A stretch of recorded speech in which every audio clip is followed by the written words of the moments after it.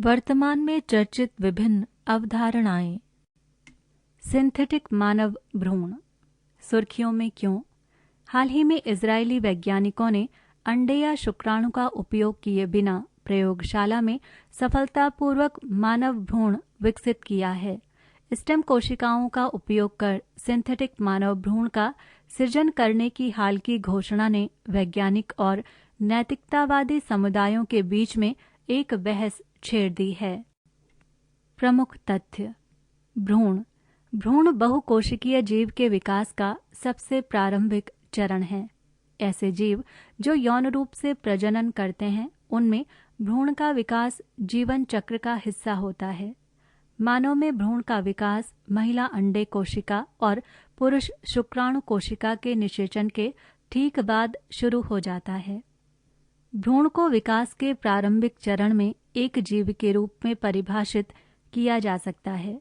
एक नए मानव जीवन के विकसित होने के क्रम में भ्रूण विकास के कई चरणों से गुजरता है। भ्रूण के विकास को भ्रूण जनन कहा जाता है।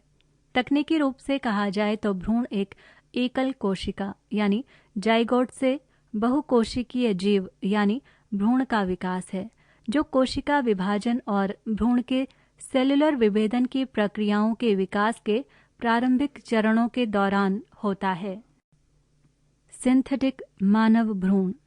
सामान्य मानव भ्रूण अंडाणु और शुक्राणु के संयोग से बनते हैं, किंतु सिंथेटिक मानव भ्रूण अंडाणु और शुक्राणु के संयोग से नहीं निर्मित होते हैं, बल्कि ये प्लूरिपोटेंट स्टेम कोशिकाओं से बनाए जाते हैं।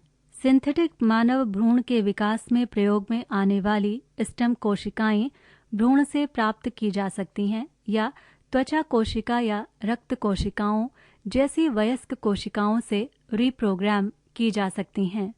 स्टेम कोशिकाएं ऐसी कोशिकाएं हैं जो शरीर में लगभग किसी भी प्रकार की कोशिका में विकसित हो सकती हैं। Stem cell.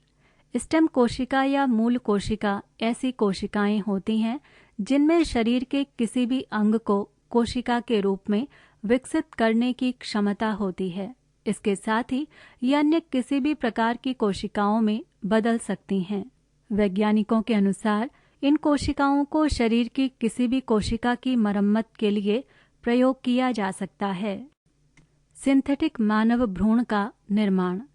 विश्व का पहला सिंथेटिक मानव भ्रूण कथित तौर पर कैम्ब्रिज विश्वविद्यालय और कैलिफोर्निया इंस्टीट्यूट ऑफ टेक्नोलॉजी की एक टीम द्वारा बनाया गया तथा उनके इस शोध को जून 2023 में international society for stem cell research के समक्ष प्रस्तुत किया गया था। सिंथेटिक मानव भ्रूण बनने की प्रक्रिया में स्टेम कोशिकाओं ने महत्वपूर्ण भूमिका निभाई। इन कोशिकाओं में विभिन्न प्रकार की कोशिकाओं में बदलने की उल्लेखनीय क्षमता होती है और इस मामले में उन्हें प्रारंभिक चरण की भ्रूण कोशिकाओं की विशेषताओं का अनुकरण करने के लिए अनुकूलित किया गया था। इस प्रक्रिया में शोधकर्ता कल्चर की दशाओं और कोशिका विभेदन का मार्गदर्शन करने वाले संकेतों में हेरफेर कर स्टेम कोशिकाओं को त्रि-आयामी संरचनाओं में स्वव्यवस्थित होने के लिए प्रेरित करते हैं, जो आरंभिक भ्रूण विकास के कुछ पहलुओं की नकल है। उदाहरण के लिए, ये संरचनाएं एक ब्लास्टोसिस्ट सदृश गुहा, एक प्लेसेंटा सदृश ऊतक और एक आदिम स्ट्रीक सदृश संरचना का निर्माण करती हैं, जो गैस्ट्रुलेशन की शुरुआत को चिन्हित करती है। गैस्ट्रुलेशन वो प्रक्रिया है जिसके द्वारा 3 जर्म लेयर्स एक्टोडर्म, मेसोडर्म और एंडोडर्म का निर्माण होता है। सिंथेटिक मानव भ्रूण का महत्व। सिंथेटिक मानव भ्रूण मानव विकास का अध्ययन करने के लिए एक प्रभावशाली तकनीक है। इससे शोधकर्ताओं को ये समझने में मदद मिलेगी कि विभिन्न प्रकार की कोशिकाओं और ऊतकों का निर्माण कैसे होता है, जीन कैसे नियंत्रित होते हैं, बीमारियां कैसे होती हैं या उन्हें कैसे रोका जा सकता है और गर्भावस्था कैसे स्थापित होती है या किस तरह उसकी हानि होती है। अनुसंधान उद्देश्यों के लिए सिंथेटिक मानव भ्रूण प्राकृतिक मानव भ्रूण का एक मूल्यवान विकल्प हो सकता है। सिंथेटिक मानव भ्रूण निसंतान दंपतियों की IVF भ्रूणों पर निर्भरता को कम कर सकते हैं।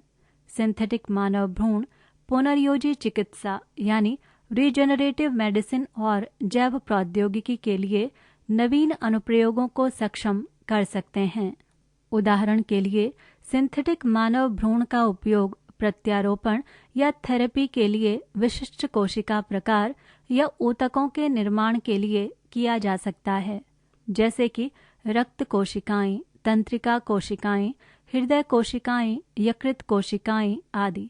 सिंथेटिक मानव भ्रूण का उपयोग औषध टेस्टिंग या स्क्रीनिंग के लिए रोग या आघात के मॉडल निर्माण के लिए भी किया जा सकता है। मानव भ्रूण के विकास से संबद्ध प्रमुख नैतिक मुद्दे। सिंथेटिक मानव भ्रूण इस बारे में सवाल खड़े करते हैं कि उनका उपयोग एवं विनियमन कैसे किया जाना चाहिए, उन तक किन लोगों की पहुंच होनी चाहिए और उनके उपयोग की निगरानी किसे करनी होगी।